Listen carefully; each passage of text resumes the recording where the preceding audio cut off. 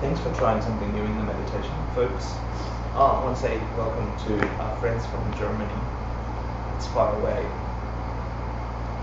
It's just a start. He was just in Germany, he just got back. So you can chat in the break. So we've been studying Vinaya, and we've finished Tsongkhapa's, Je Tsongkhapa's essence of the ocean of Vinaya. But I wanted just to quickly refresh. We've been talking about vowed morality, the idea of making solemn promises to yourself in front of the highest thing you could picture and imagine, that most magnificent thing we call a teacher, the Buddha. And in that solemn promise, it's supposed to do something to your psychological DNA. It's supposed to reorganize the atomic structure of your electromagnetic, I don't know what other words to throw in to make it sound wow. Yeah? So where insert words that make you go wow. You're purposefully doing activity of body and speech with the right mind, right? In order to turn on an experience of the world. And we went into lots of detail, 8 types about pratimoksha in detail. So, and then we zoomed out, remember? We zoomed out. We went deep into the ocean. The Vinaya teachings are vast. And the idea behind the ocean, remember, is that gems come from there. And the ultimate gem, the most precious thing, is a wish-fulfilling gem. The thing it's the genie in a bottle. The thing it can provide you is enlightenment, nirvana, freedom from cyclic existence. And the essence of that thing is vowed morality, pratimoksha. So we finished all the detail on that, and we didn't even scratch it because we did a very high-level overview of a high-level overview, right? Imagine years in a monastery, and then who's ever made a promise? Who's ever made a solemn promise, you know? Who's broken it? You know what it feels like to work with yourself in relation to making promises, right? It gives it a higher, it gives it a more potent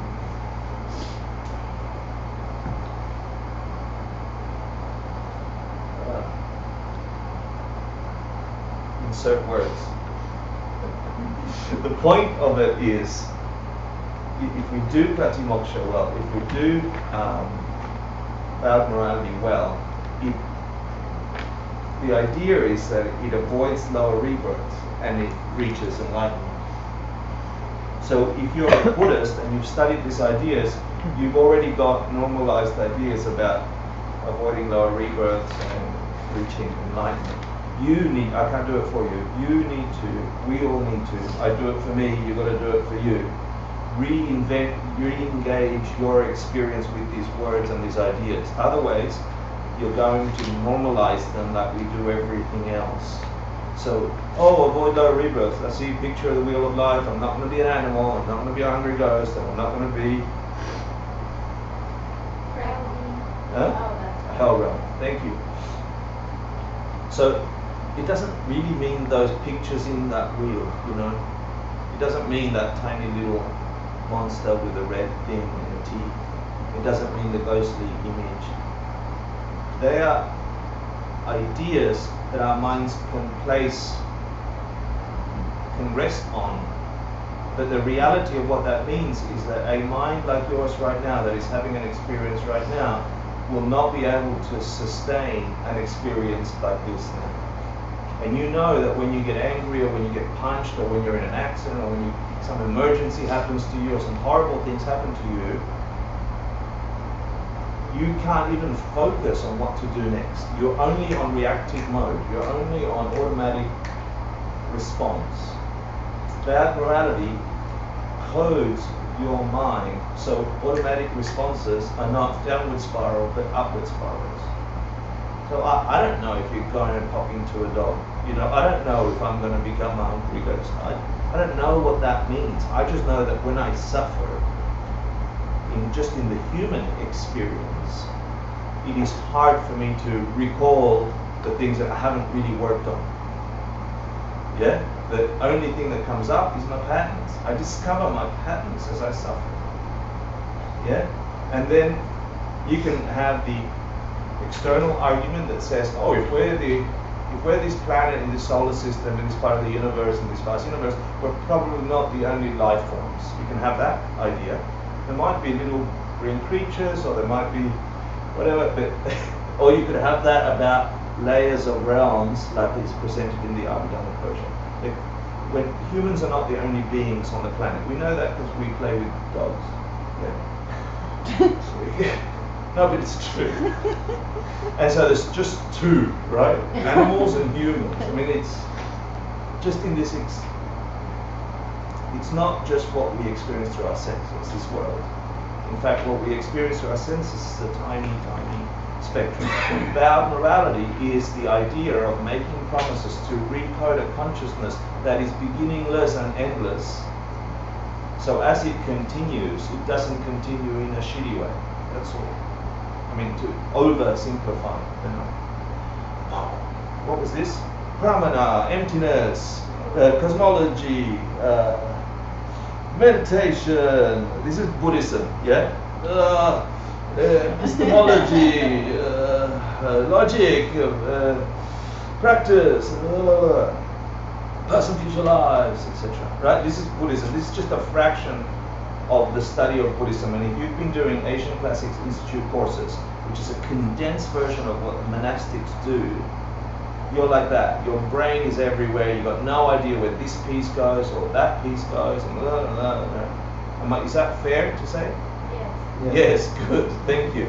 It was overwhelming. I had to leave Geshe Michael's classes early on because I couldn't figure out where it was all too much for me. And so what the brain does to reorganize these things is it tries to summarize them and say, oh, it's just this, if I just do this, right? And it's not. It is a complex web of interconnected practices, concepts, and views that force you to see something that is unseeable at the moment. So yes, you need to study karma. Yes, you need to study epistemology. Yes, you need to study cosmology. Yes, you need to study past and future lives. Yes, you need to study logic. Blah, blah, blah, blah, blah. At some point, it comes together. And that's what we're going to do for the next 3 classes. Lamrim teaching connects it all together. So A, we don't forget the big picture, the point of it. And because we've gone deep, we actually have integrated a whole bunch of these ideas and concepts, etc., that are useful for when we are on the path. And that's what we're going to talk about. If you had to explain Buddhism in 3 seconds to somebody, you could say these 2 things, right? There's the whole lineage and the whole idea on Bodhisattva ideal. The whole view that says, take care of other beings more than yourself, or as much as yourself, or yourself included. Or the first time I got this idea that was challenging and shocking to this kind of world, because it's not the way you're supposed to do things, right? If there's a job at work, you better get it before the other bastard so you can get more money. That's what we know here. We are born that way. And it makes sense to me. There's 2 cookies, I grab one, I got 1 cookie. Don't tell me otherwise. Yeah, I got one. This world tells us that. We learned that. We're habituated that. We entered an experience of being, this endless, beginningless, timeless consciousness, into this experience, this mode, this modality of being that says the only way to get things is take it. The only way to stop things that hurt me, punch it. Hurt it, bomb it. Seriously. And we are blind to the illusion. Because of the illusion, we are blind to the reality that just causes more of the same. So the first view, if you had to summarize Buddhism altogether with all those words and all those ideas, is this Mahayana perspective, this fundamental, bizarre in this world, idea that take care of other people as if they were you, because they are. Yeah. Big secret. And we throw it around and say bodhicitta or whatever, and we know that to put it into practice on this planet, it is the hardest thing. Because you seem crazy, you people take advantage of you, I mean, we have all our excuses. It doesn't negate the fact that the Buddha said this view alone will produce your Buddhahood. Yeah? Well, not quite alone. He said, and the profound view of emptiness. In the West, we have the compassionate view. In the Christian doctrine, we have the compassionate view. But we don't have the wisdom view to the extent articulated to the point that the Buddha taught it and the Buddhist lineages kept it and articulated it. Very specific, very precise, very accurate.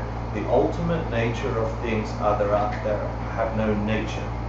And then that throws, again, like the Bodhisattva teachings, it makes no sense in this world. Yes, there is a truck coming at me. Don't tell me there's no truck. Yeah? I am a self. Don't tell me there's no self.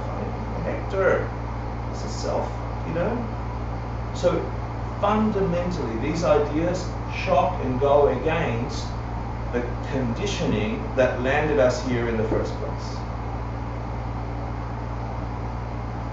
If you want to summarize, please. So that's it. That's the summary of vowed morality. Vowed morality keeps you in these spectrums. All the Buddhist teachings keep you here. Don't lose focus.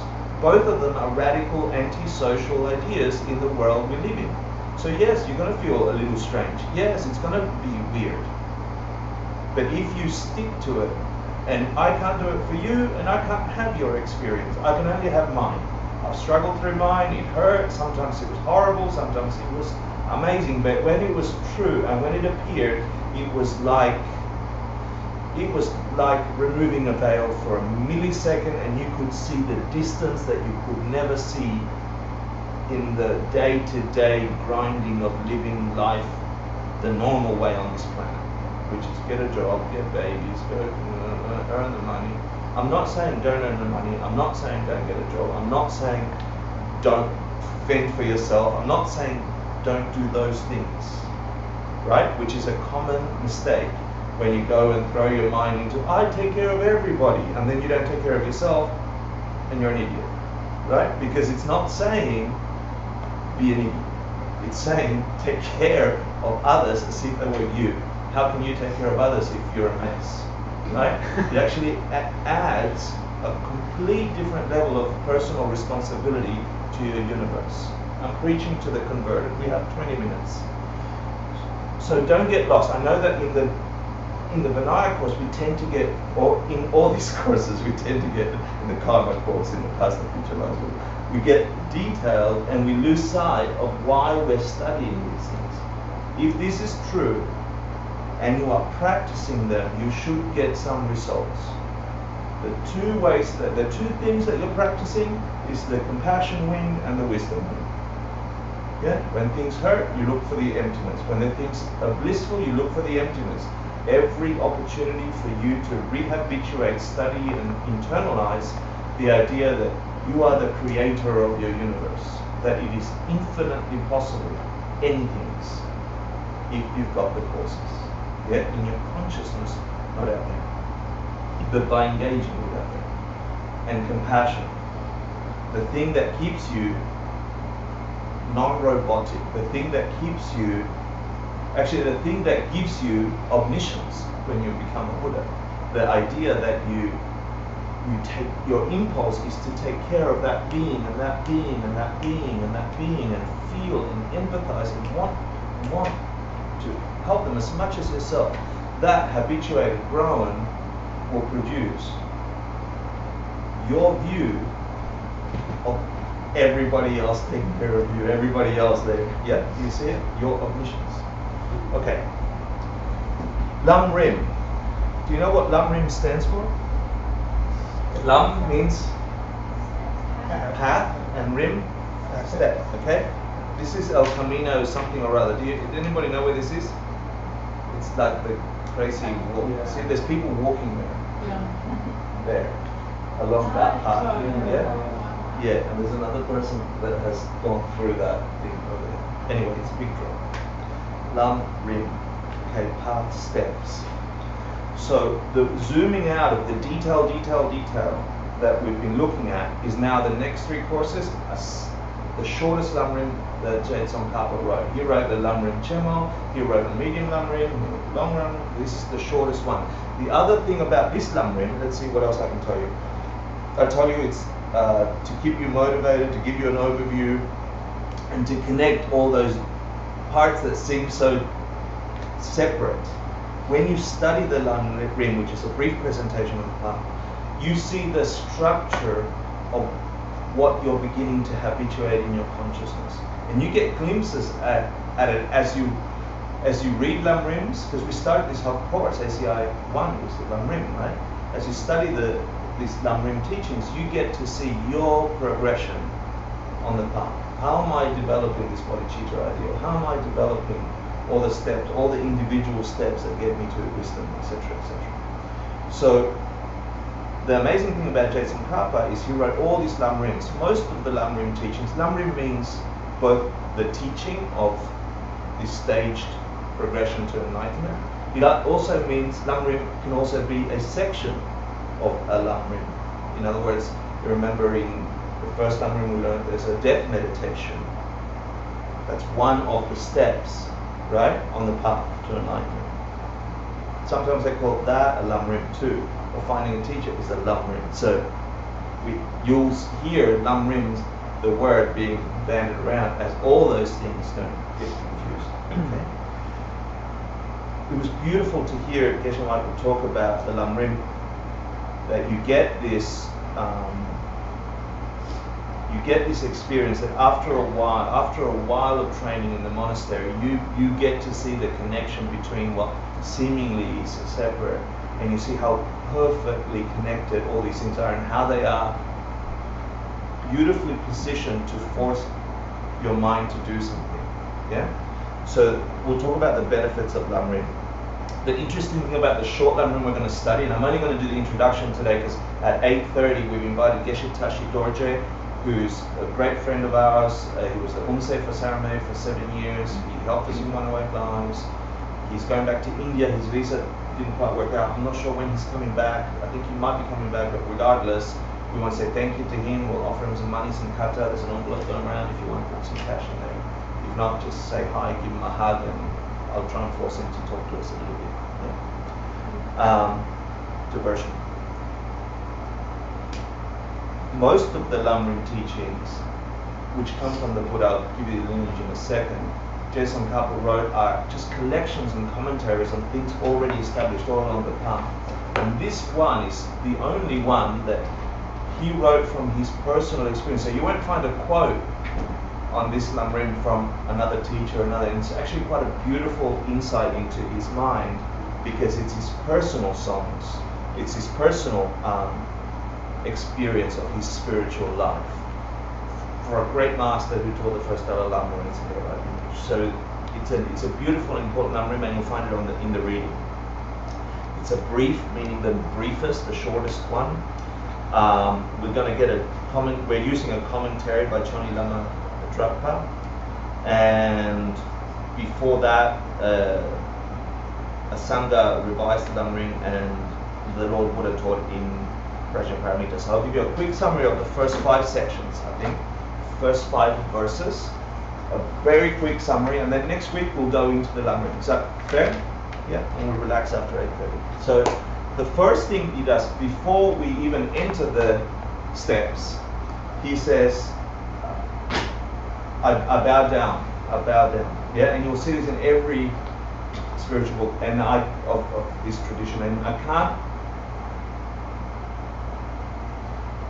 can't say it enough that to understand the connection between teacher and student, to understand the connection, and I don't mean go crazy, I mean really understand what it is like in this sea that we live in, to hear a voice that is so radical, that tells you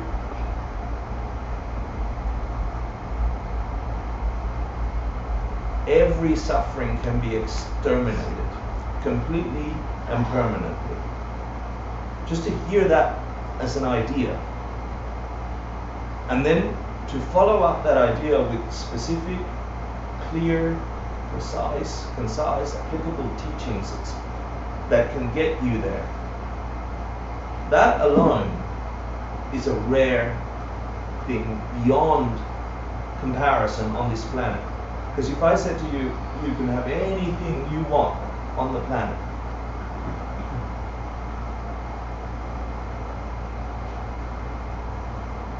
how precious would it be to receive the idea of complete and utter freedom for all things? Freedom from this bounding that we, either the skin bounding or the psychological bounding, the planetary bounding that we experience and we see in each other and others.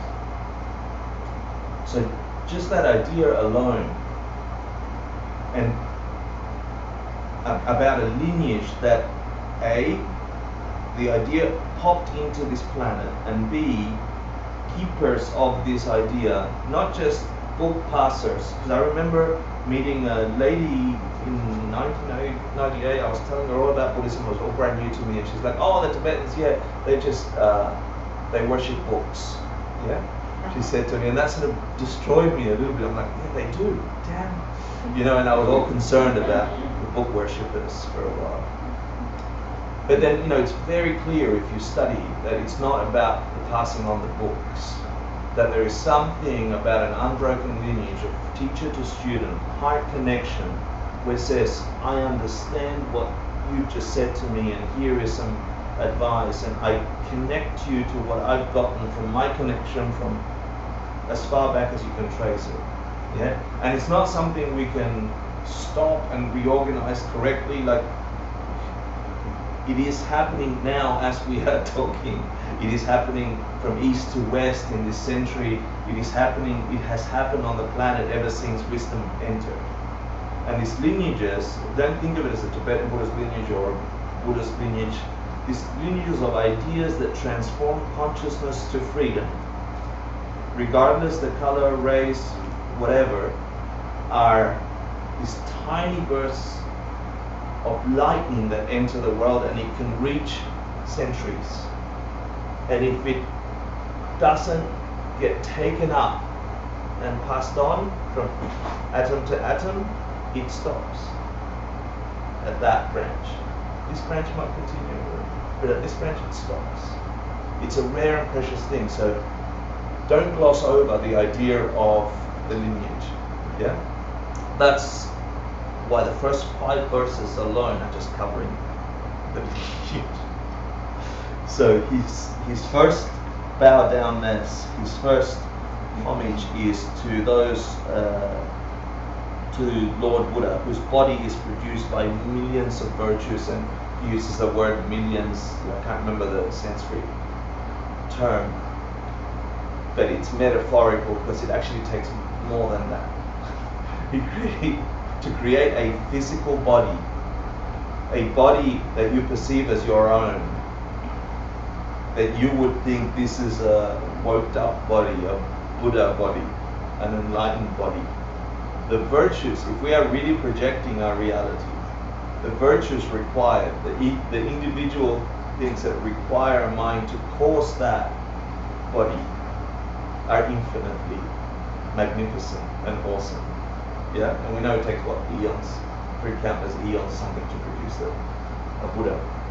So he starts by saying, Lord Buddha, whose body is produced by millions of virtues, whose speech fulfills the hopes of infinite beings by teaching them, and whose mind sees the totality and true nature of all knowable things.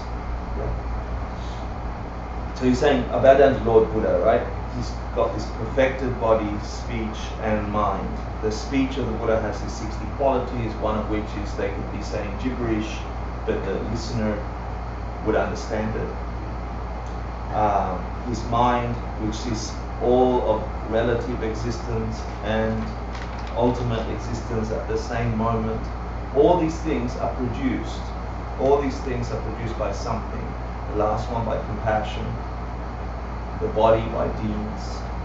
We just finished talking about deeds, virtues, brahmanas. Yeah, you see the connection where we're heading to? Good. The other thing I want to talk about, the idea of producing a Buddha body.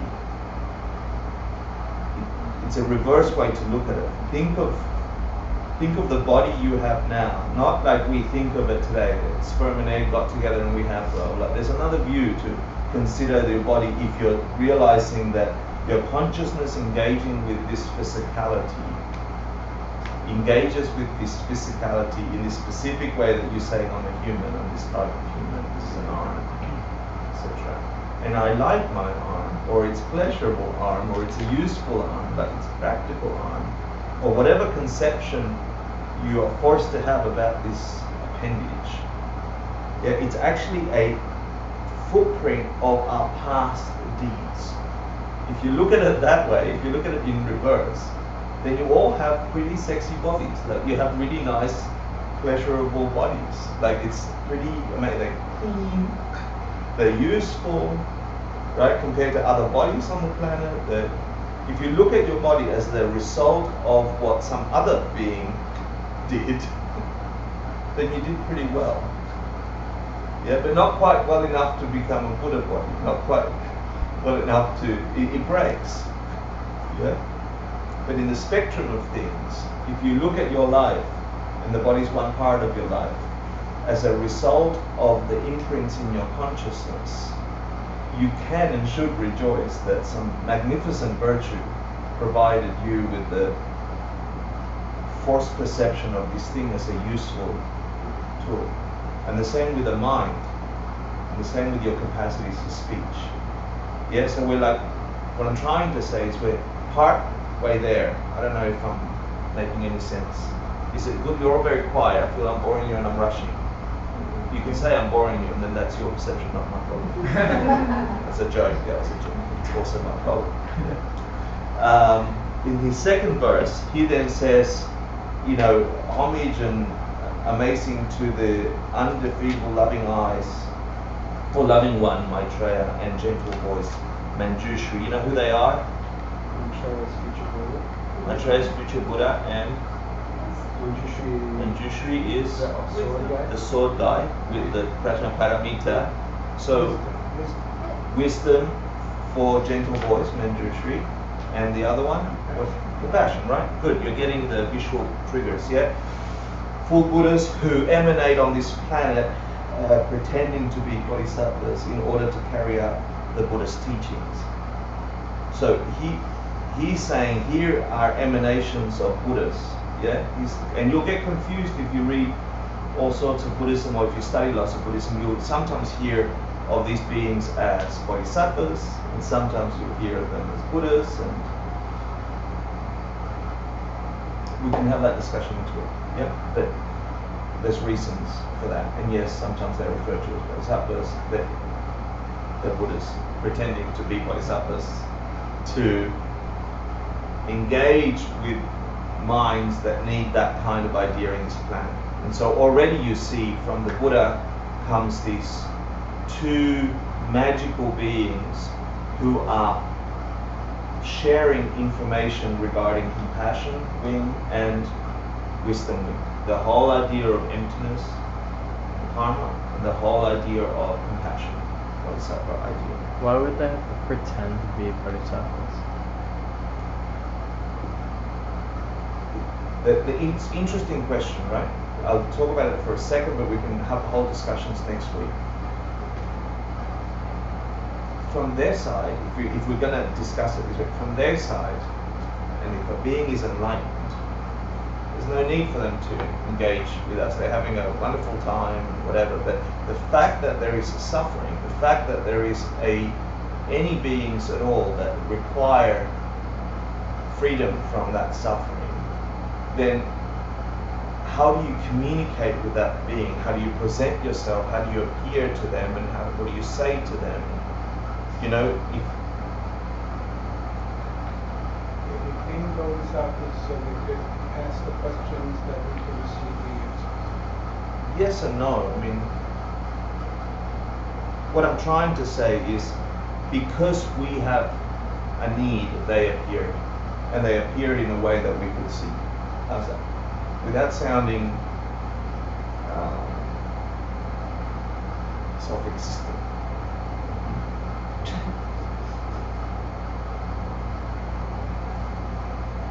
The fact that there is a suffering forces a being who has habituated their mind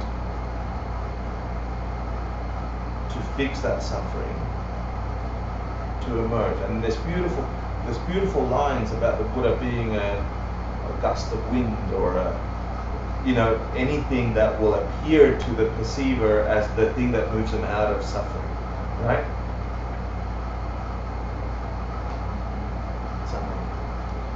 Most especially in the lineage of the widespread bodhisattva activities and the profound view of emptiness. So here you have there, he's explaining in the second verse, the lineage that I'm bowing down to is this being who entered this planet. The planet, if you remove Buddha from this planet, which sounds like a horrible idea, if you remove compassion and wisdom from this planet, and we just lived on this planet like we think we have to, which is take, punch, etc.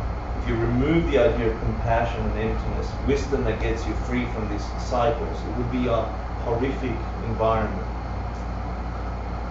Enter a Buddha, an enlightened being who proclaims there's a different thing.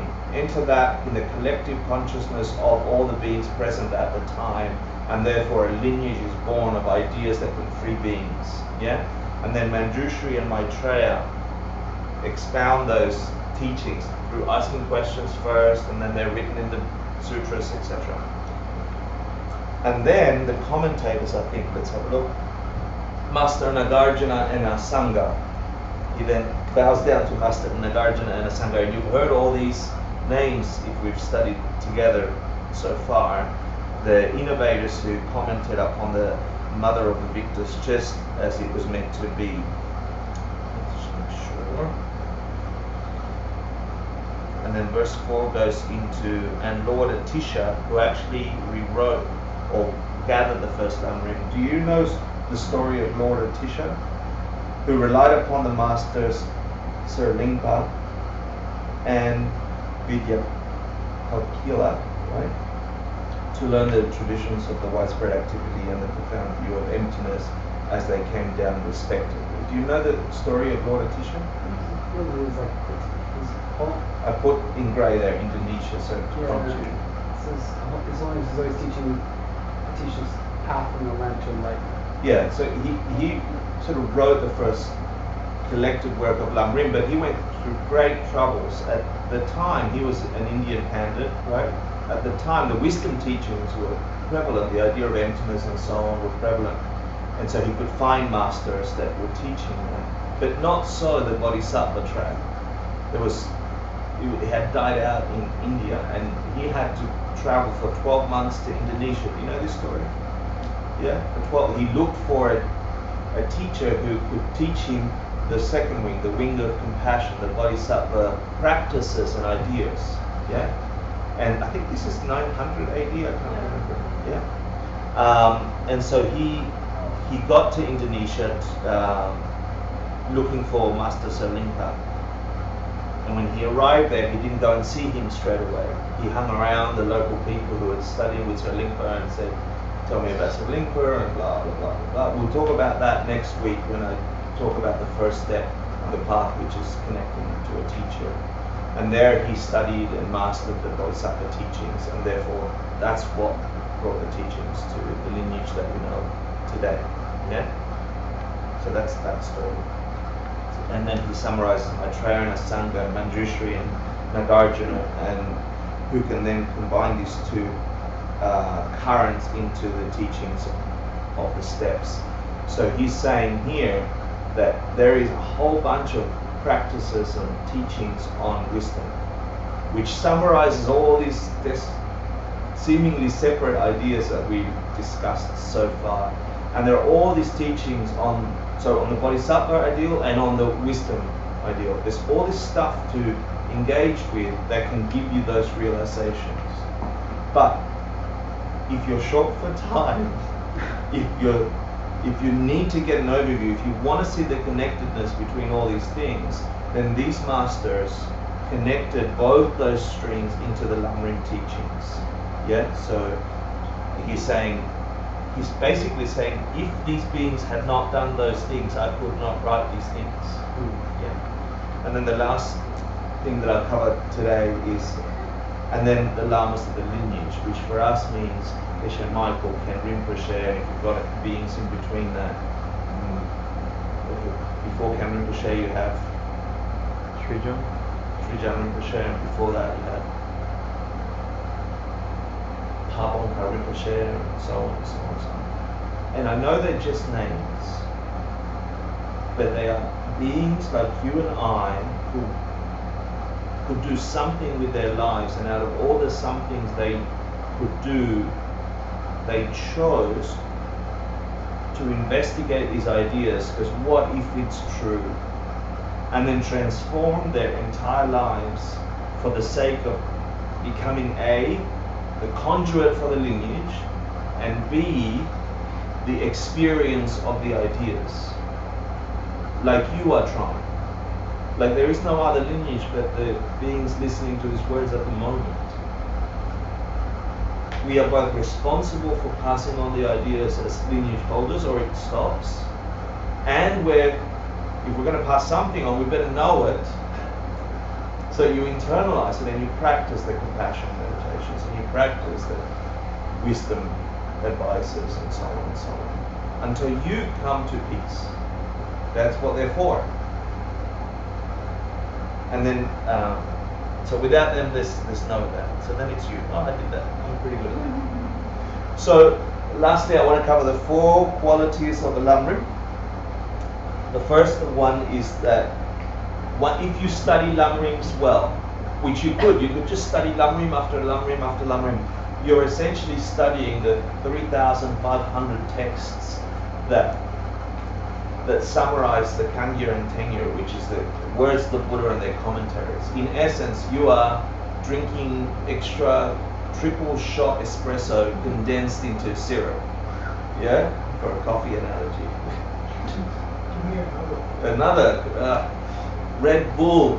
No, that's more caffeine. What else? What's a good metaphor for really deeply condensed serum that cures all things? Like, what's a metaphor that we could use? Lamrim teachings places in your mind a condensed view of all these things that you should and must master, but some things come easy to you and some things come hard to you.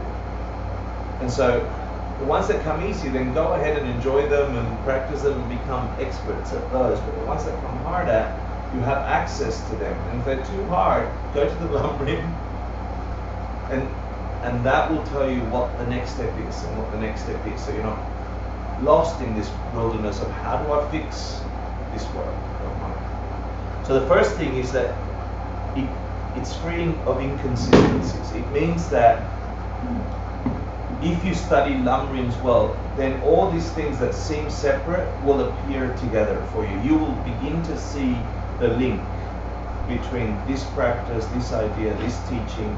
You'll see that even the schools, the different schools that the Buddha taught, are just layer upon layer of the same thing that gets you to freedom. If you study Lamrims, they have that quality. This is the part actually that keeps me practicing. Yeah? If you study Lamrims well, you check the steps, and your relationship with your teacher, right, which is your connection to the Lamrim, to the lineage. You begin to pop into class, or you begin to read a book, or you hear a word from your teacher or your Dharma friends, etc., which is exactly the right word you need right there. It becomes like, and this is like a measure for me of, am I practicing okay? When these seemingly synchronicitous coincidences, which are also produced, they are produced by you connecting to a lineage, right? They're produced by your relationship to a holy teacher, right? When you begin to see those coincidences happen, those magnificent moments where the main thing I need right now is this, and you're going through your day and you're troubled about something, or you have a conflict internally about something, and you have a genuine engagement of how to fix it, but you feel stuck, and then the next word from your teacher or the next phone call or an email pops up, or it begins to look like just personal advice specific to you. This is a beautiful measure for whether your practice is yielding results. In other words, how to work your practice, you should gauge it by this beautiful part. So learning the Lamrim also creates that experience. Number 3, qualities of the Lamrim: easily grasp the Buddha's intent. You begin to see why every step is there and how it's connected to the big goal of being free from suffering and getting to enlightenment.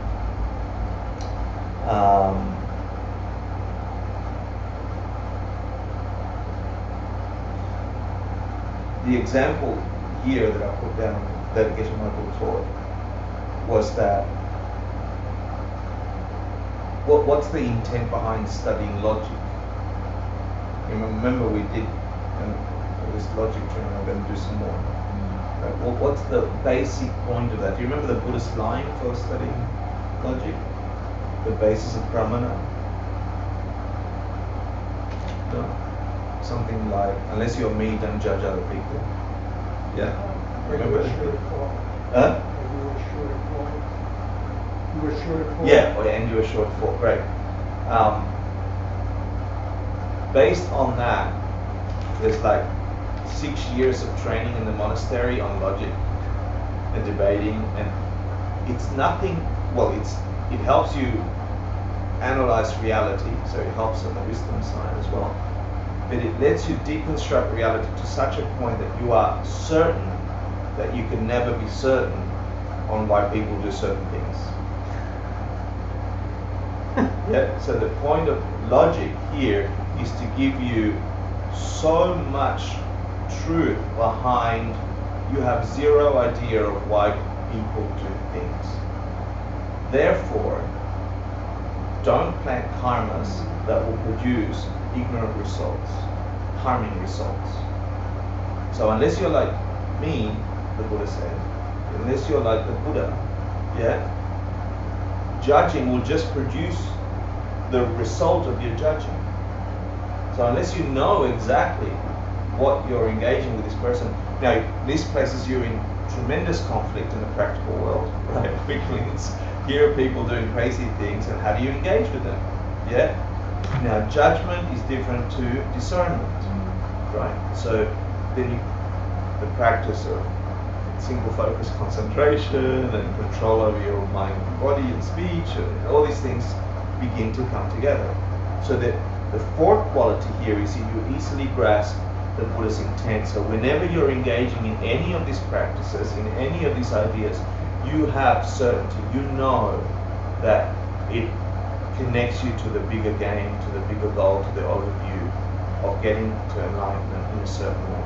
Logic being the example in this case. Does that make sense? Yes. Great. And lastly, it saves you from the great abyss. And this is the great abyss of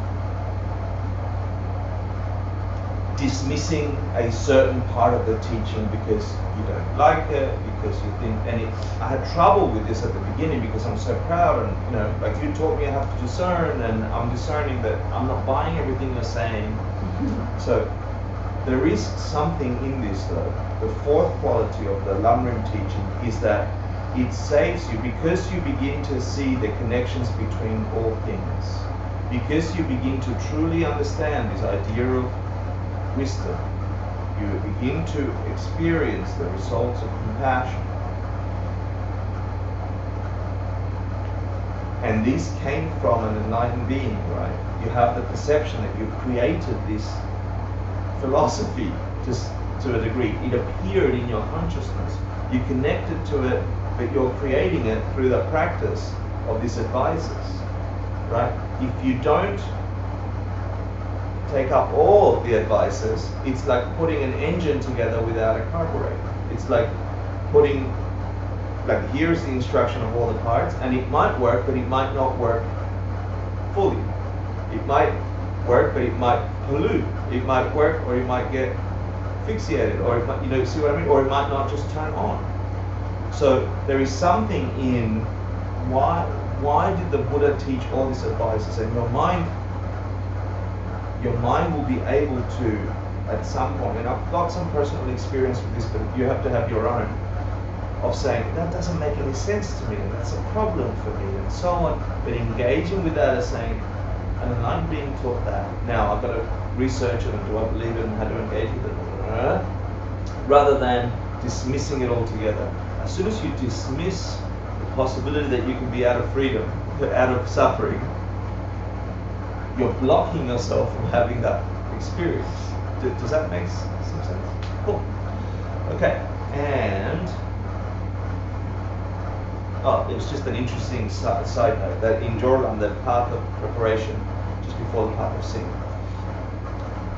apparently, according to some books, you have this amazing experience where all the teachings that you've ever had, every insight into the teaching of the person class, all the teaching come at you like a flood, one after the other, and you remember them precisely, accurately, and completely before entering the path of seeing.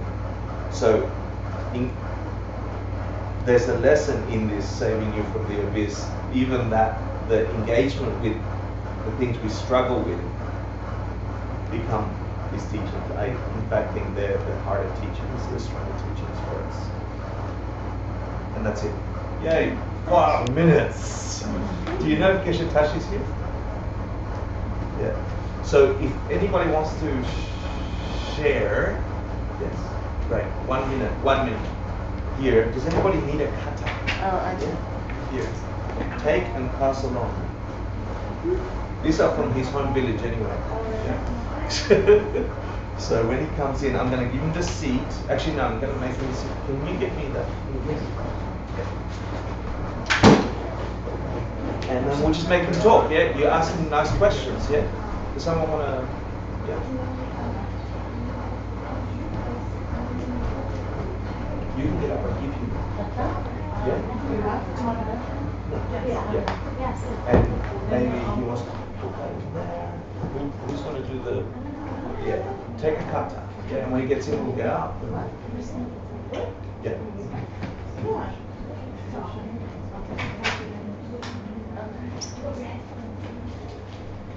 What I'll do is I'll embarrass him first a little bit. I'll show him some pictures of his hometown. Thank you. Oh my God. Steve. Steve, you want to steal Nick's? What is this? What? Oh yeah. Wow. No. Do you remember that? Yeah. Sure. Okay, sorry I just dumped a whole 2 hours worth in half an hour. Is that okay? It's like. Any questions? Very okay. What is spice, what do you mean by spice, emptiness? Like spice it up, on that last slide? Yeah. I think that's what you know. Like spice it. Oh. Like make that more. No, it was the story that Geshe Michael, when he was teaching this, I was here at the time, and he had, so this great abyss, right, is like rejecting parts that aren't right for us now, we think. Yeah, because we know better than an enlightened being, or we know better than Nagarjuna, or we think, right? So, Geshe-la had translated Nagarjuna's text and sent it to a publishing company in Los Angeles, and they replied back saying, you know, like, spice up the emptiness a little bit, and like, forget the morality stuff, like just dumb down the whole being ethical thing, because you know it's the 90s, we don't care, and spice up that was their feedback to Holy Geshe Michael on accurately translating Nagarjuna's text. Wow. Yeah, so that's so the great that's the impulse behind that great abyss. You know, sorry I didn't explain that. It's like if we really knew how to fix it, we'll fix it. Right? What are we doing then? If we really knew. Yeah? So, the Great Abyss says, I might have conflict with this part of the practice, or I don't understand it, I'm putting it on a shelf. But there's got to be something in it. In fact, I think the tension we feel with that, with a holy hope to be free from suffering, turns that into realizations later around that sphere of experience. That's what I read. So it's good to have a big shelf. Yeah. So shall we invite the holy Geshe Tashi again? He was the Umse. Yeah. There's a kata, spare kata here. And who's going to do the thank you? Oh. Or is that? These are all from his village. Hector? Yeah, you can do it. Yeah. Say thank you on behalf of the 3 jewels. Sure. Okay, let them in. Oh gosh. Do you want to let him in? Yep. Tiger in a cage. Let him in. Yeah. And then grab him.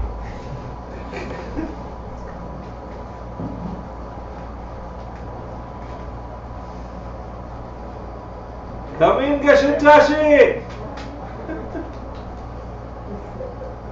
He's like laughing.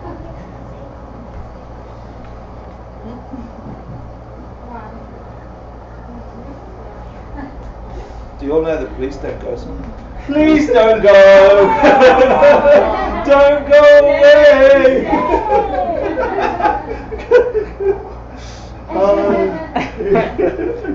Thank you. Please stay. Please stay. How are you? I'm good, thank you. Yeah? Thank you so much, everyone. This is Geshe Tashi. Come give him stars. Yeah. Thank you.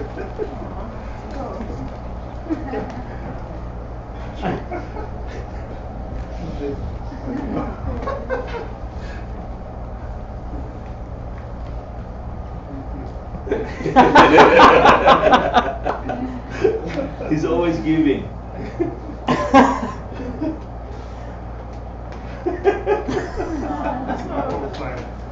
Yeah, he's been so kind. Thank you, Geshe. Oh, you forgot me? He forgot you. Yeah.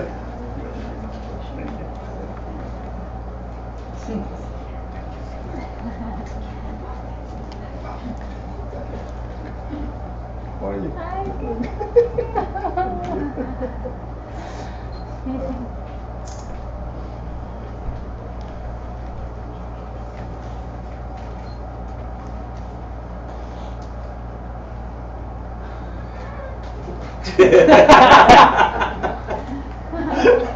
That is sneaky. Thank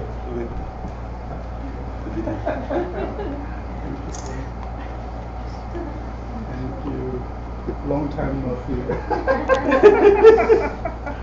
Good. How are you? You almost did it.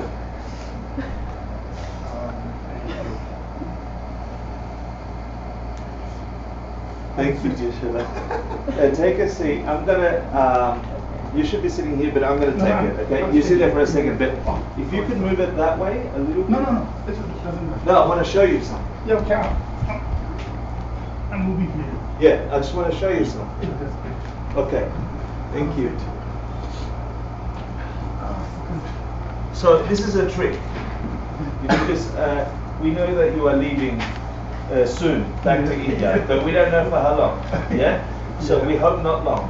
Yeah. And we ask, please come back. Okay. Yeah. Please come back. Please come back. And we want to say thank you because of you. The 3 jewels and 108 lives visited your village. Yes. Yeah? And we had a beautiful time. Every time we go, we had a beautiful time. So we want to say, do you remember this girl from your village? Yeah. This is your school that you help us help. Because of you, we went to say hi to these people. Yeah? And they made us all very happy. Yeah? And they cooked us much food. Wow. And this is the principal and teacher of. Yeah, last year we met. Yeah, we met him, Yeah. and this year he's the only one. The other teacher was pregnant, or the wife pregnant. He's the only one teaching everybody, no one else. him and his grandma. And then we went into the classrooms, Wow. which now they have desks, and we started drawing and teaching.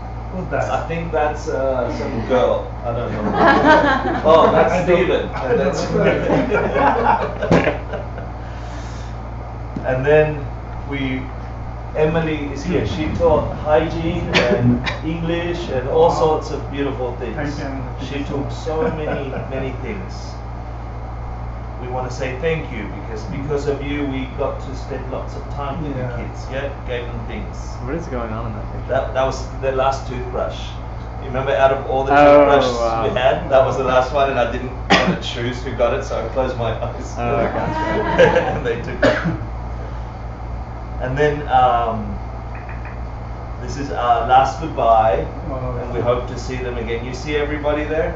Yeah. All your family and friends. Yeah. Beautiful village.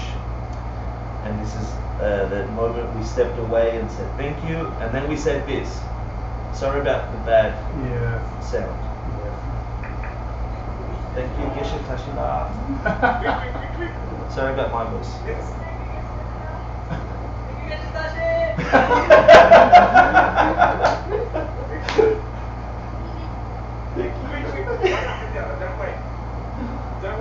Sorry about my voice, it's just my voice.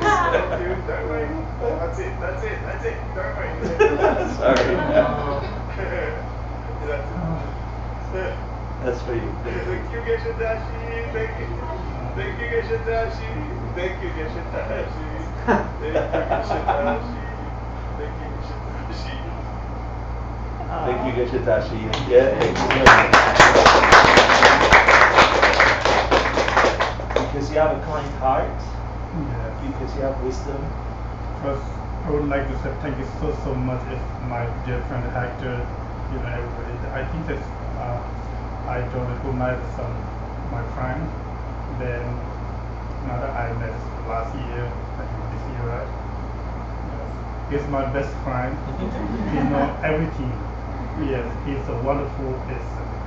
I'm always rejoicing his all. Then he helped is in Nepal, then somewhere. He's a wonderful teacher. Everything about how can we get is enlightenment. Everything is how can we take the practice. It's a good comment to interrupt Yeah. a teacher. It's a wonderful.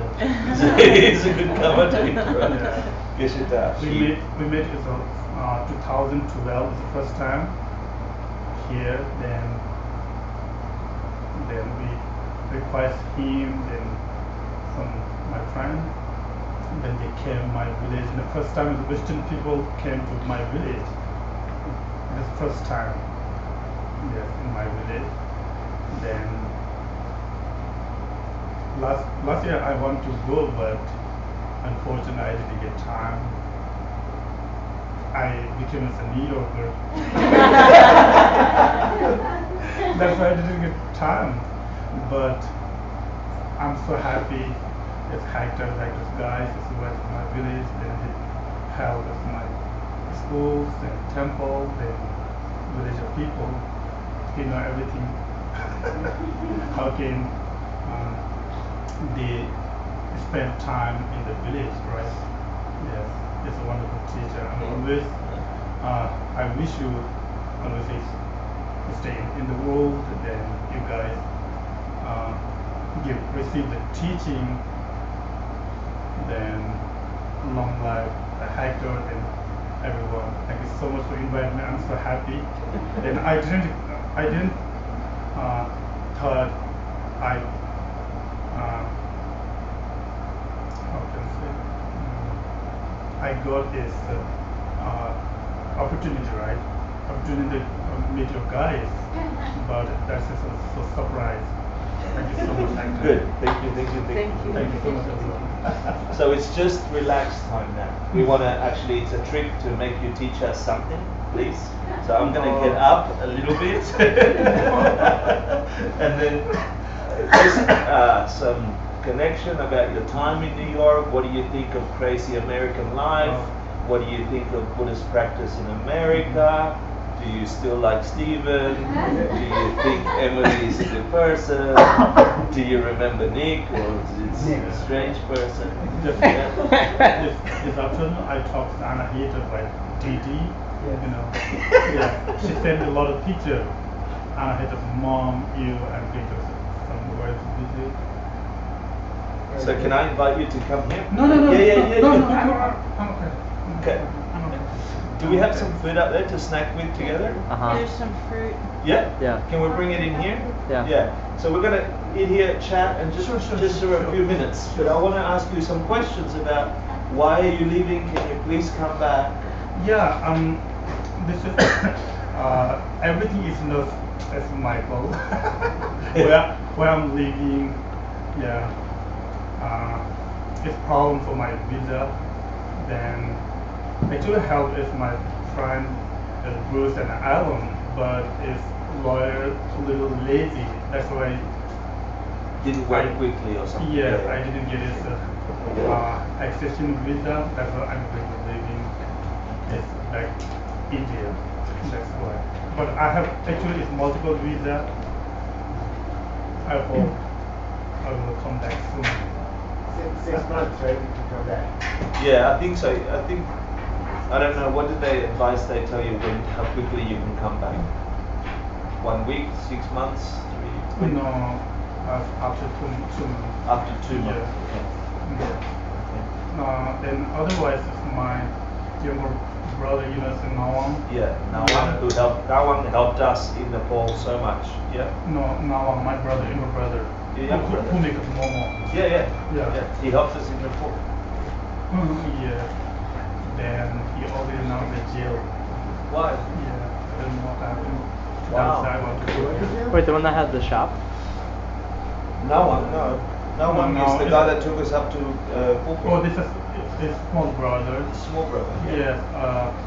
Not Andre, to the who make a momo one is the. Yeah, he made us momo. Yes, yeah. Not Andre, that but- brother. He's in jail or something? Yeah. Because? That's why I want to go here. Okay, so you got to take care of him. Yeah, take care. I will try to check out him. Okay. Yeah, that's Gonna why. break him out, yeah. Yeah, break him down. But if Bruce and Alan is requesting me, can he stay here? Then we will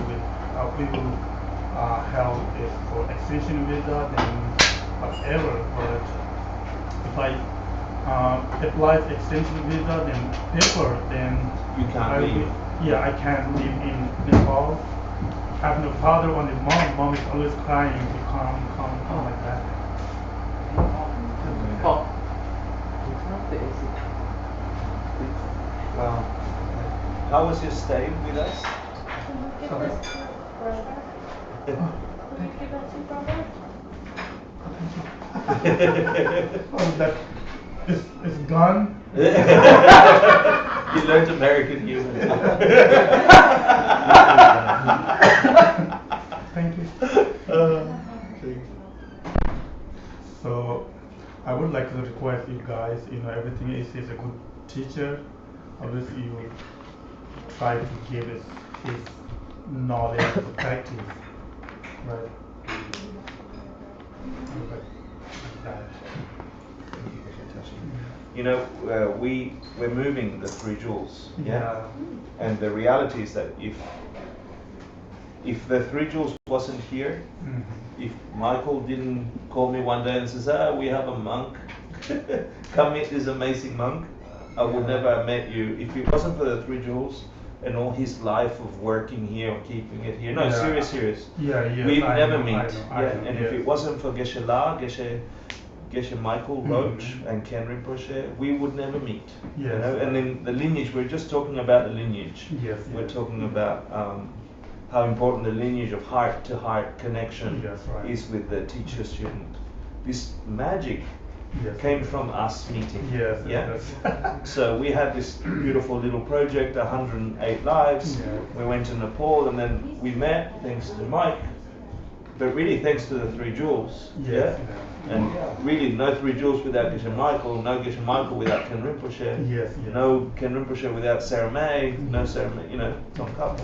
One of our students, who was a very good student of Ken Rinpoche, she became a nun, and she met Yoshitashi, and she gave him my email or something, or phone number. Right? Yes, yeah. Ani children. And children. Yeah. So it's just magic what happened. Yes, yes. And now you're here and you're helping. He's helping an entire Tibetan community in Queens. Every time I pop in there, he's sitting on a cushion teaching all the elderly Yes. Tibetans who are been brought over either by their family members, their children, and so there's all these grandpas and grandmas with Tibetan Buddhist. Thank you, Tibetan Buddhist heritage, and they're sort of in Queens, you know, and if it's not for Geshe Tashi who gets them connected to Dharma and Tibetan Buddhism and good practices, it's By the way, beautiful. Geshe was the chanting master at Suriname, so he knows all the tunes with a wonderful voice, and the Tibetans love him to lead chanting like Pujas, whatever, pujas. So it's a good connection. And I think from our donations, he bought a lot of prayer books for the Tibetan people. Yeah, hundreds and hundreds actually. Yeah, hundreds and hundreds. Are we doing offerings? Is that what we're doing? Yeah. Such a show off, Sam. So it's Michael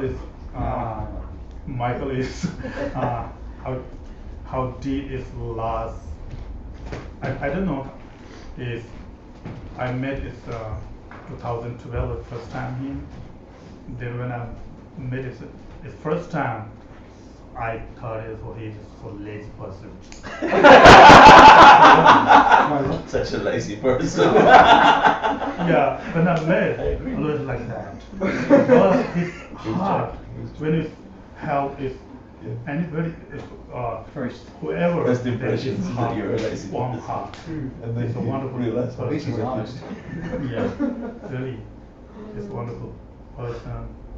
I'm always praying as wish he's stay in the world. Then I would like to pray in a long life in the three jewels. He's a wonderful person. I know. So you all have a Tibetan Buddhist master here, right? He graduated his Geshe degree, hangs around with the Dalai Lama. 7 years knowing every single word behind all the chants that are at all important to realize enlightenment. Right here in front of you in the room. You've got 10 minutes to ask him questions. I mean, I don't know. He's like... Dharma questions? Yeah, I think, can we ask you a whole bunch of Dharma questions, You please? can, but if I don't understand the question, how can I give his answer? Yeah, you can say bad English and then that's a good excuse. Yes, I don't understand your I would question. like my best. Keep it simple. Yeah.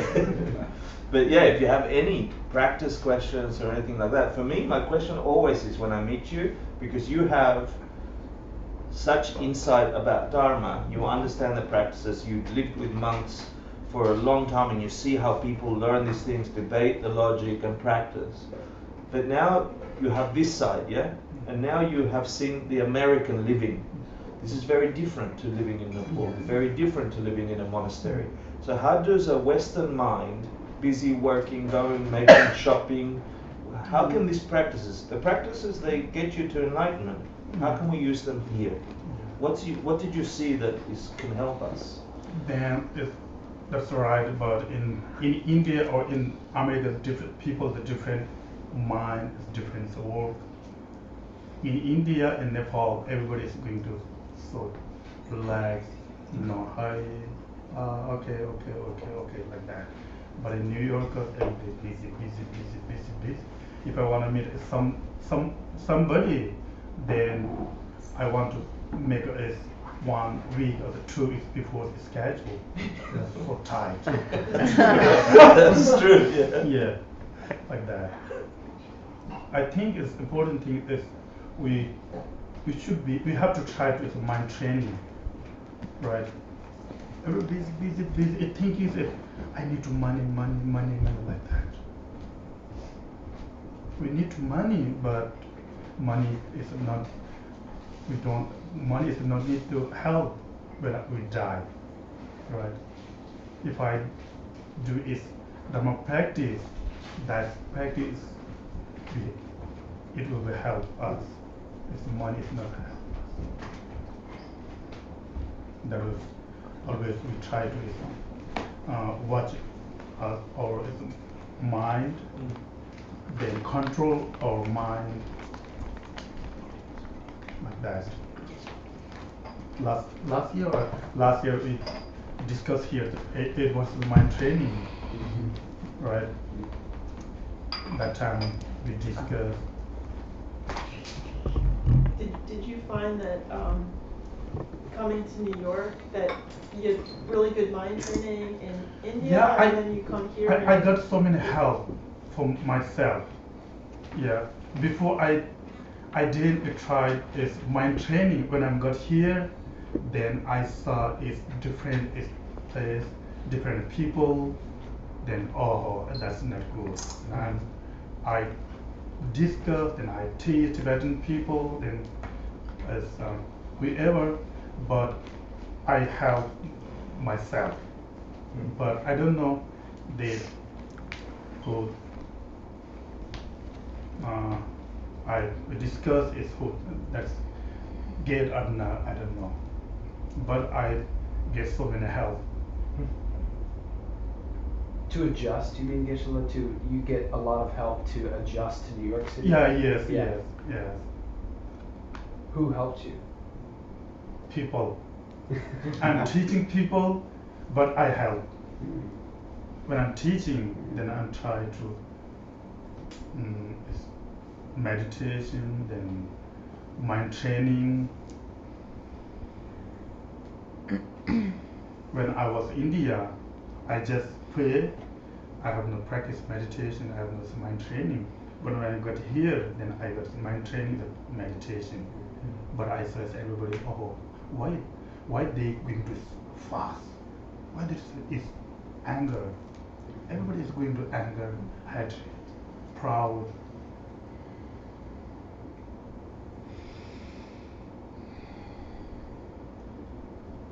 So is it? That's where I got so many help from New York people. In your own practice? You mean? Yes. Yeah. Do you get it? Yeah. Yeah, you get it. I feel it every day Yeah. on the subway. Yeah. Yes. Seeing us bunch of crazy things, got so much help from seeing that reality that I decided to do better mind training.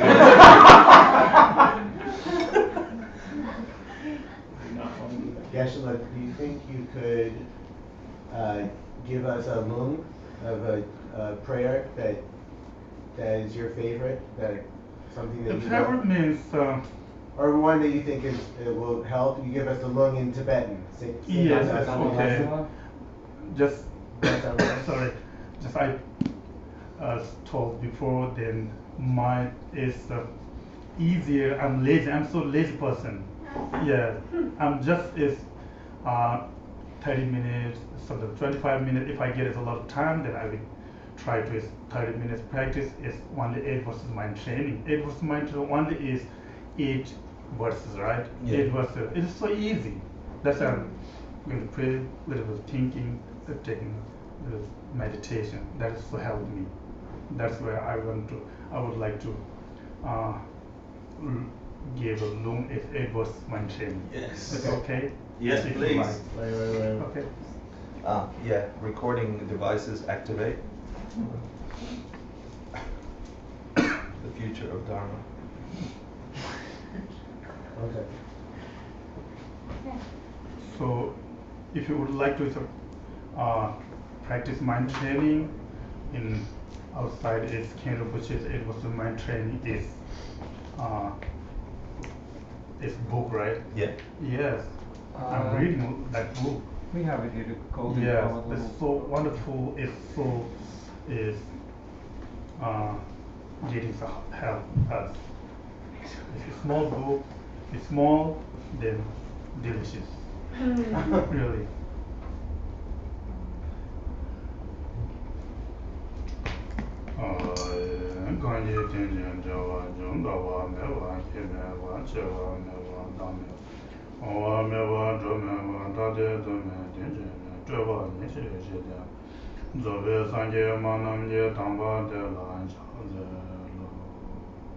That prayer is composed by Nagarjuna. Then Nagarjuna is appreciate is Buddha. This is composed by Nagarjuna. This is Tsawashera, knowledge of the root of the knowledge. I'm just praising the Buddha. Now I'm studying 8 verses my training. This Lung I received this from holiness, I think 7 times. Yes. But I got this is 7 times but no practice.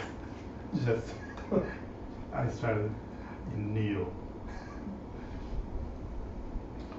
Dani Simchen Tamje Na Ishi No Wande Labe Tunjo Drube Samba Tado Chevara Zimbara Sho Kando Sudan Drube Dani Quinde Menda Shenla Samba Tawa Yirane Shodo Zimbara Cholam Kundo Ranjo La Dojin Yama Yama Dashi Marun Jebe Senda Wadone Dovara Sho Ranshi Nimbe Simchen Didon Chauber Neda rinche dedan cheba tar nyabara kabe chene jo dala shenge chado ye sheguru lafzo mere kyamba ranje lamba dan jawa shenla mo jo khala daye tabe jawa chebe bashi shindo mere ne jena shenye tamba dawara jo dona ngosome jo ba ye pende manam kunga maye ne dan dungala ge samwe dala lamba jo teda kunjang chuje ye tobe cheme mabash Chönam Gime Shewaye Shenbe Chenwa Ledo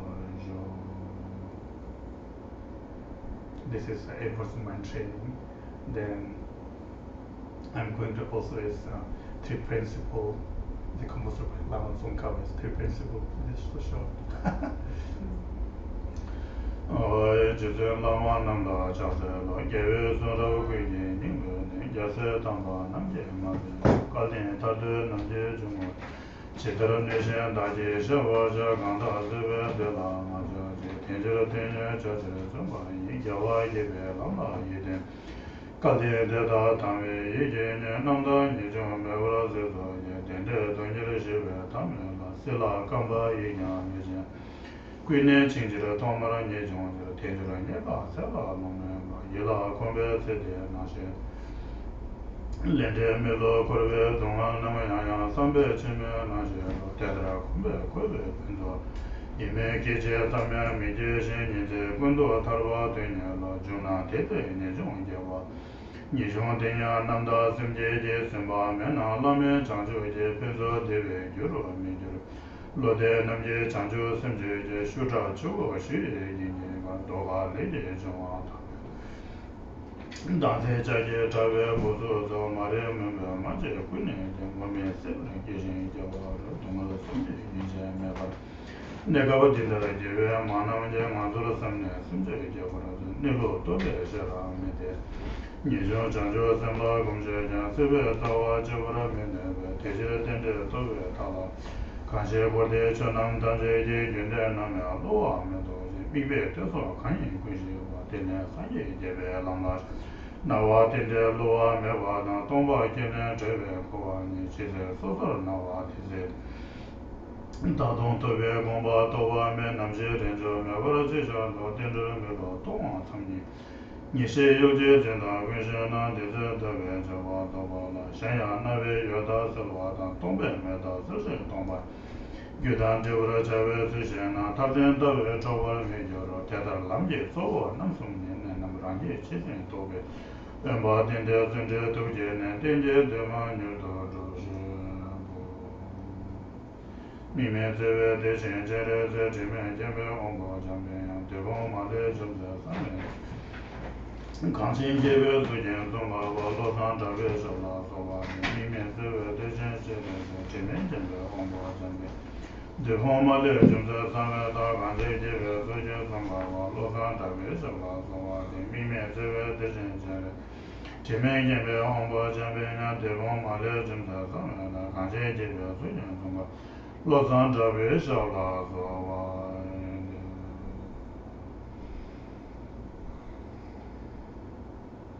Thank you. Thank you. Thank you. Thank you so much. This is the first when I'm is playing teaching child. First is 8 verses mind training. the second of the two principles, if you want to is all detail, then you can ask as Hector. Hector know everything. The three principles important. Composed of the Yeah, Lam. A third of this Lama Tsongkhapa's prayer. This school was founder of Sigirupa, right? Thank you so much. Thank you. Thank you. So this is on behalf of the 3 trolls and everyone in here. Thank you. I'm a homeless.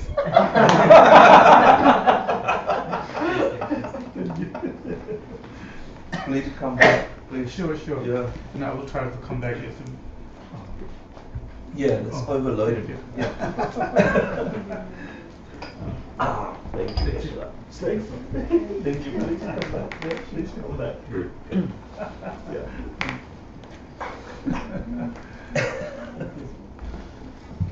Thank you so much, Steven.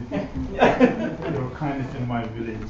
I thought you already stayed at 2 years of retreat. But That's still a plan. so much, These cutters are from your village. thank you. Sure. Thank you. Thank you. Thank you.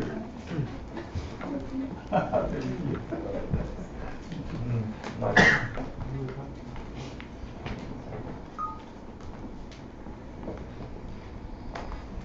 Thank you.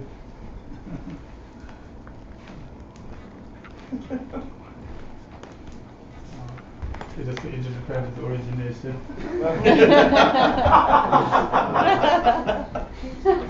Today, the first of May is a good day.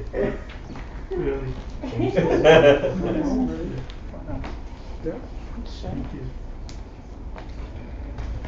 Yeah. Run, that's good. Thank you. Now you go to Hawaii. Yeah. Thank you so much. We never met before, right? No. Yeah, that's the first time. Thank you so much. My pleasure. Yeah. We live in New York. Yes, no. Yeah, so I'm nice. from Israel, no. Sorry. I'm from Israel. Israel? Yes. Oh, now it's Israel's problem, right? Yes. But I thought you were so lucky person. Then you met this great master, it's a Hector. Really, I'm not kidding.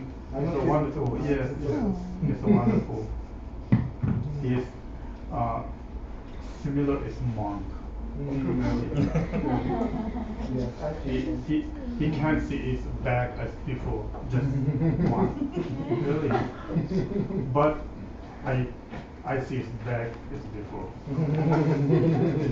It's the opposite. Thank you so much. I'm so happy. I'm so happy too. He's a good teacher, good teacher, amazing teacher. He's so many traditions he knows. Oh. Yeah. Thank you so much. I'm so happy I met you. Yeah. Lucky. Sit down. So we want to say thank you. We want to say hello to your mum. Sure. We miss her. Sure. Her momos we miss a lot. Momos. To all the beautiful people in the village, tell them if you see them that we miss them. Yeah? Sure. We think about them all the time. Do you want to tell them how much you miss them? Oh. Really? How's my village people? It's good or bad? Wait, say that Are they again? good or bad? Oh. He's the people in his village. Beautiful. Really? Beautiful. We love them. Yeah. Em, you want to say something to the kids in the village? That he will take a message?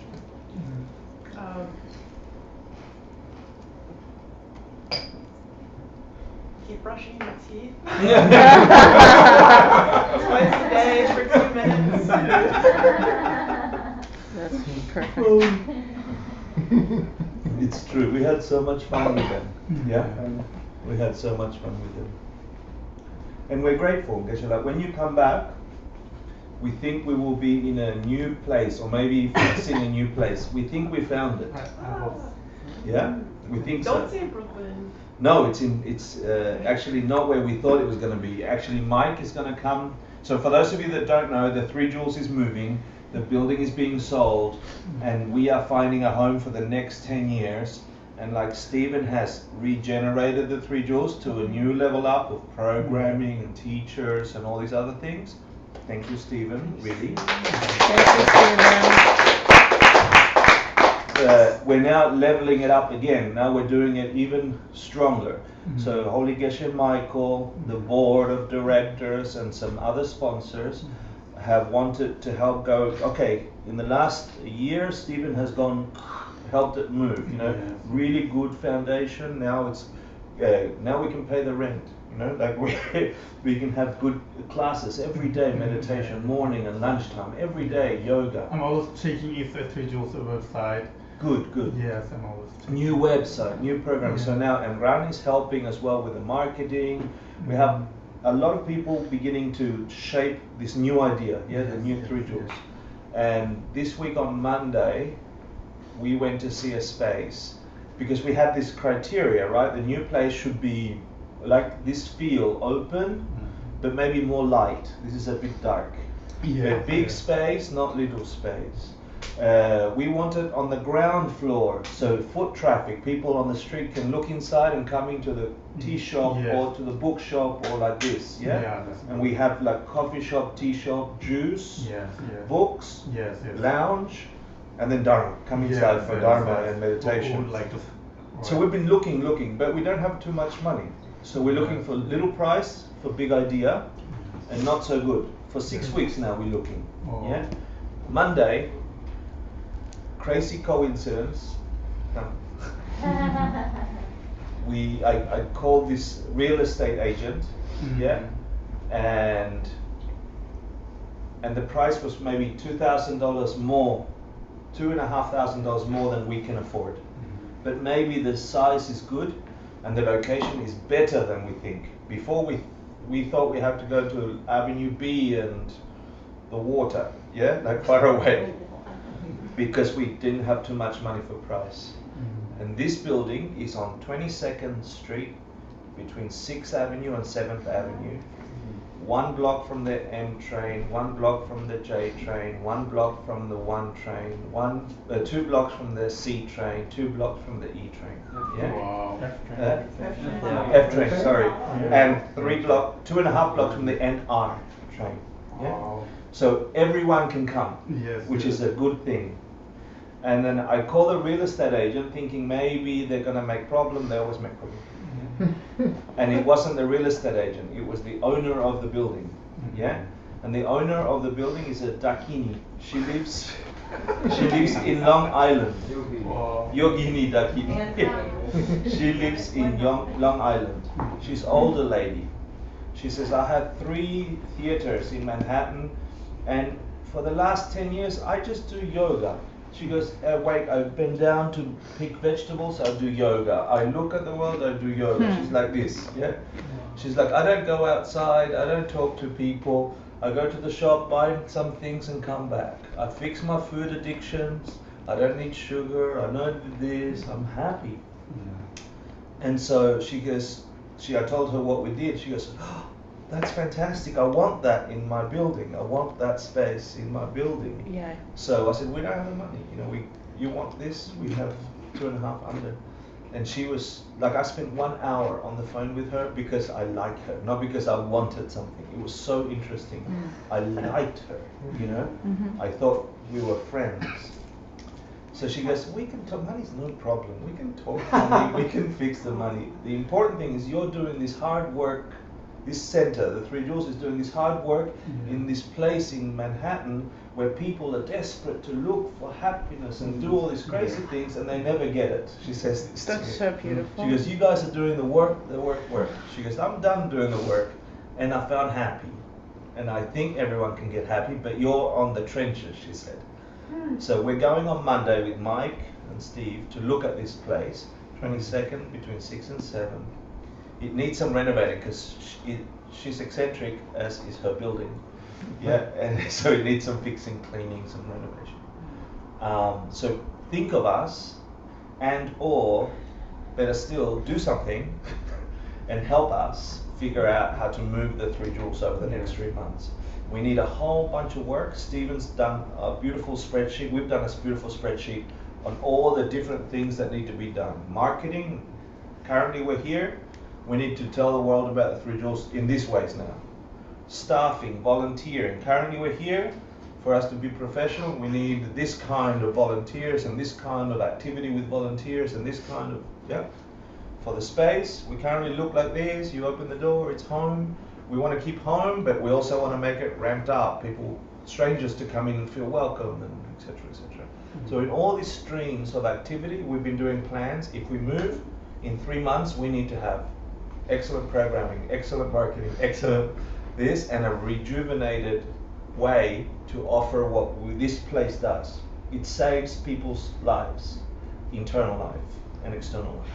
So we want to give that to more people. And so I hope that when you come back, we have a new place to show you and you can come and do some blessings in the place. Yeah, and for you guys, if you want to engage, Stephen or myself or Mike. Yeah. That's where the Iyengar studio So, is there too. Iyengar Studio is there. Shambhala Center is 2 blocks away. Yeah. No, There's a ton it's of- across the street. Oh, across Yeah. the street. Kadampa, Kadampa Center is Mhm. New there. York Inside Meditation. New York New York Inside. City Inside Meditation. Yoga is around the So it's corner. a New York Shanti. realization hub. Like it's the diamond district for spiritual seekers. Yeah. Yeah. And we will be storefront. We will be like glass to the street. Come inside. Yeah. If things work out on Monday. Yes, on Monday we will see it with other board members. We've seen so many things for the last 6 weeks. Everything's some problem. Not good lighting, bad traffic, Bad crazy. location. Bad location. Bad location, no transportation, too expensive, too small, smelly, blah blah blah. So we had to go far away, and then it's here, in Chelsea. I mean, gay people live there. Yeah, so it's awesome. If you want to get involved, and I highly encourage it, we need your help for 3 months at least to get us moved by December, January. Yeah. In all sorts of things. New sound system. This sound system. Hmm? This sound system? No, this relocated sound system, installed sound system, etc., etc. And that's it. I think that's class. Yeah, unless you got more questions, we've got 10 minutes. If you want to ask questions. Have snacks. Or have snacks. Yeah, have snacks. Yeah, grab something and eat. Sorry. Thank you. That's it. No. You're with amazing people. Geshitashi, what meditation practice do you practice the most? My meditation practice, I'm always watching and checking my mind. Just control my mind. If I anger, then if anger is bad, is good, I'm watching. So shamatha more than anything? Yeah, as shamatha means I'm trying to get its passion, right? You're trying to get what? Passion. Oh, make the antidote for the thing that Yeah. Patience, patience, Ang- yeah. It's anger. It's passion. It's antidote. It's anger. Right? Yeah. Thank you. Yeah. What's its anger? Because I work on that Yeah. one all What's the its time. passion? Is knowledge. Yes, I'm checking. I'm trying, but not as good result right now. Sometimes I saw one person, he saw anger, then why anger? Why he like that? Why did he like that? That person like that. Like that. But when I saw that person, I get little impressed, no, Embarrassed? embarrassed, yeah. But he anger, but I get embarrassed. Yeah. Some people looking him, yeah, like that. Embarrassed Yeah. for him. Yeah. Yeah, for him. amazing. That's why we have to think anger is good or bad. Important thing is first we we have to control its anger. Then everything going to is cold and peace. And you do that with shamatha. Yes, that's how. Thank you, shamatha. Then I'm trying to is, but Hector is not accept, and it's a 7. Is yeah. 7 steps to Yeah, 7 steps to bodhicitta. bodhicitta. Yeah, I accept. I just think Yeah. there's an easier way. We haven't debated. But I'm so easy with like that. Yeah. Yeah, I'm practicing like that. Yeah. Then try to mind training. Important thing I'm always try to is control its anger to my mind. It's important. If I avoid the anger, then you got it. Yeah, that's important. That's why I require is all of you guys try to is mind training, reading the Karen Bush's small book, then easier. When you go outside your job, your office, not directly song, you have to read that book. Then you get this mind peace of mind. Then thinking, if you don't understand everything, all of them you can ask Hector, what's the meaning of this, like that. Then going to improve. You try, just listening, no practice. Then you should listen tonight, don't is thinking, then tomorrow it's going to forget. Like that. You have to try. What is saying Hector? What's the reason? What's proof?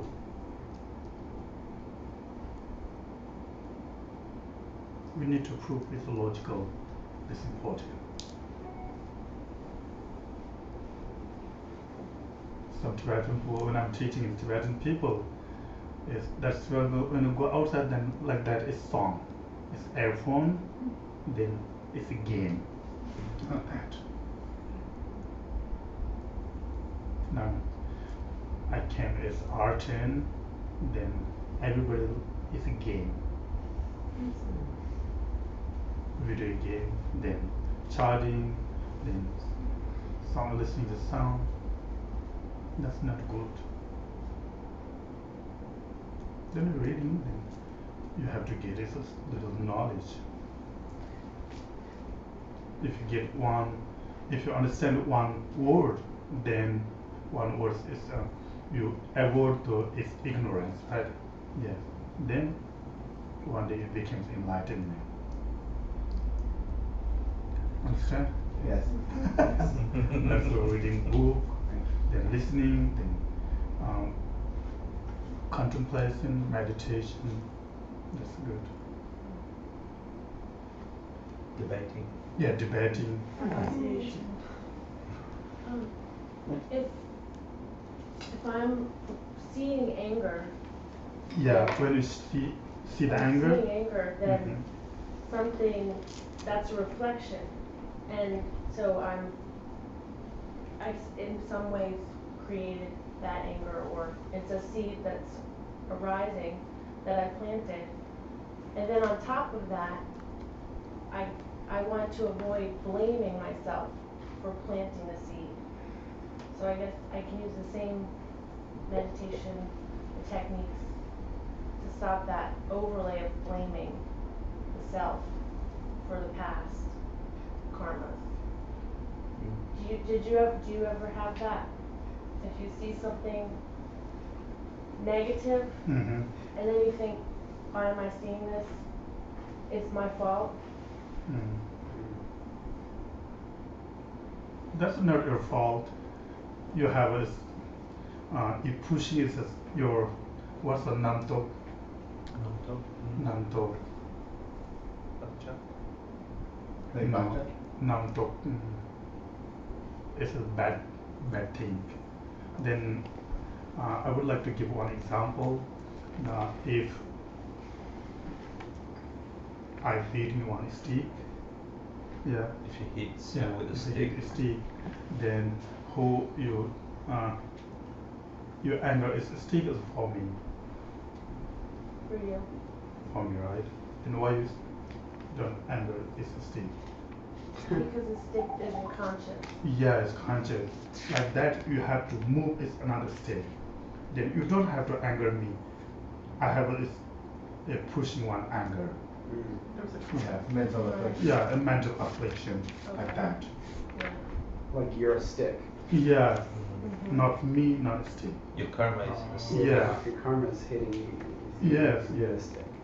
Wow. like that. Okay. Then Thank you. you have to control your mind. Then you practice every day, no one day, no 2 day. It's second by second, minute by minute. Then day is 1 week, is a month, then every year. Then you have to get little result. Some Western people, oh, I want to meditate like that. Then if we get, oh, that's not good. I didn't get any result. It's not easy to practice. No, we don't get is quickly is result. Right? That's what we have to practice. Practice watching our mind. What is right, what's good, what's bad. We have to check our mind. If you did that good, then you have to happy, you have to rejoice in yourself. If you did bad, oh, that's not good. If you're hitting someone, then you didn't get happy. When you're beating that time, oh, I beat him, I'm so happy. But when you come back home, then you get unhappy. You always say, if somebody's coming and beating, then you're getting this problem. Now, like Israel and Gaza, right? There is some person killing, then killing, and thousands of person killing. They didn't get a result. That's why we have to is checking our mind, watching our mind, what it's thinking.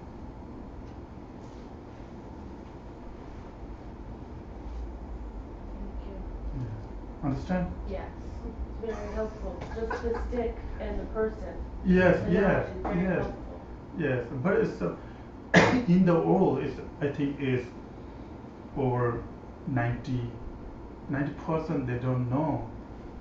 If we is fighting, then he's my enemy. But Nick is not my enemy. He's my mother. This is my way, but Hector didn't. So you say Hector isn't? No, Hector is. He think I favor Tonglen over the 7-step tomb, and so he's been on that forever. Fine, I accept that Nick is your mom. Generally. Generally, yeah. People think like that. All scientists is equal. Everybody, all scientists need to is happy, no need to suffering, right? If I need to is happy, it's need to happy. If I no need to suffering, it's need to like that. No need to suffering. But in the world, I need to happy. I don't care anybody. Then we go into problem. That is we always practice. All scientists members are happy, but how can we help him? We try. That's why we practice.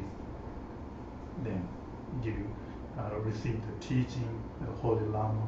Then like that Hector always teaching you guys. You have the thinking, then watching, trying to practice. Then one day you will get his result. Then we die before die, before die. Then so happy, no is problem, no tension. Then some people going to hard or 5 days they enjoy. Then 2 days spend money Friday, Saturday, Sunday. Then when it's Monday morning they're going to lazy like that. I remember when we were near my house one time, and it was Friday, and you looked around and you said, on Friday everyone's so happy, but then Sunday it'll be sad. Yeah, like that. And you just. But we already practice about Buddhism. We don't have to do, we want to be do like that. That's not good. Nobody knows when we die. We met here, we have the good karma is today, but you don't know tomorrow I'll be here or not. Nobody knows. Right? That's what we have to practice. Only help is dharma. No help is money. No help is your father, your mother, your girlfriend, boyfriend, is house, is car, is BMW, nobody help. When you die, then everybody put here, then going to one mind. Your body is fire, one is mind. Nobody help like if or is money, right? That's what we have to practice. Then only help is dharma. That's why we have to practice. Not lazy. We have to thinking it's morning or I will stay is afternoon or not. That's it. Impermanent. Impermanent. 3 times. We have to think 3 times. Morning, afternoon, evening. Then if stay is evening, then you have to pray tomorrow. Please help me. I will try to is my best. Then pray, then sleeping. Then you can see a good dream. Do you do a purification practice at night? So Yes, I'm always try to purification at Vajrasattva's mantra, and I'm trying to 3 times, no more, only 3 times. 3 times so quick, like that. A little thinking, if I did a good job, I'm rejoicing. I will do more tomorrow, more than today. Then if I did bad, oh, that's not good. I'm thinking it's regret. Then we'll pray in Vajrasattva is Buddha's mantra. Vajrasattva is the best for his purification, bad deeds, right? Like that. Vajrasattva. If you can, then you can try to is longer. Then if you problem, then only Om Vajrasattva Hum, like that. Om Vajrasattva Hum. Only 5 words. Is it okay if you don't have the empowerment to do? Do you think it's okay to It's do? okay. That's I give you empowerment. That's good. Vajrasattva Hum. Yeah. Yeah. Yeah. Then little take a meditation. You have to try to vision which way you get help. Then you have to take a meditation. Then going to sleep well. You can see a good dream in dream. Otherwise, some people going to fighting. Then spend is money, is drugs, is smoke, is beer, like that. Then when you drink in that and so enjoy. When you come back, no money in the pocket. No, it's all the wallet is empty. Then sleeping. Oh, today I have no money. How can I? This like that. Then in dream, problem. That's a pacha, you know. Pacha, yeah.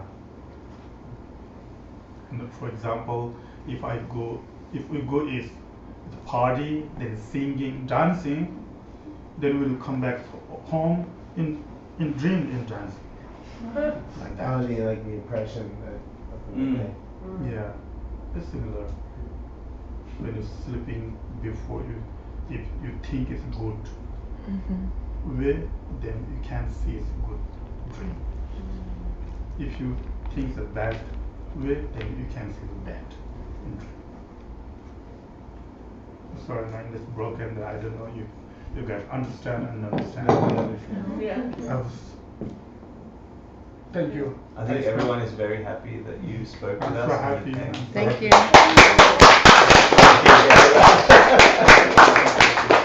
So we do I think we do a mandala offering, yeah? Saji Bhugi Jushim Tokram Rirabim Shin Indigim Padi Sanghe Shindu Miteguargi Dropunanda Shimla Shiparsho Idam Guru Ratnamandalakam Vinyatayami Gawadi Gawokun Sinam Yeshe Sotsokshim Sinam Yeshe Lejunwe Dampa Guni Toparsho.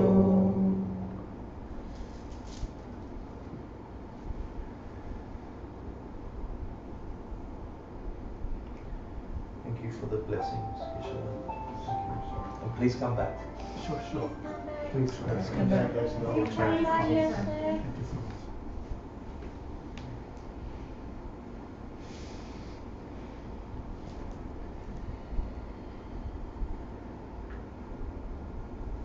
Thank you.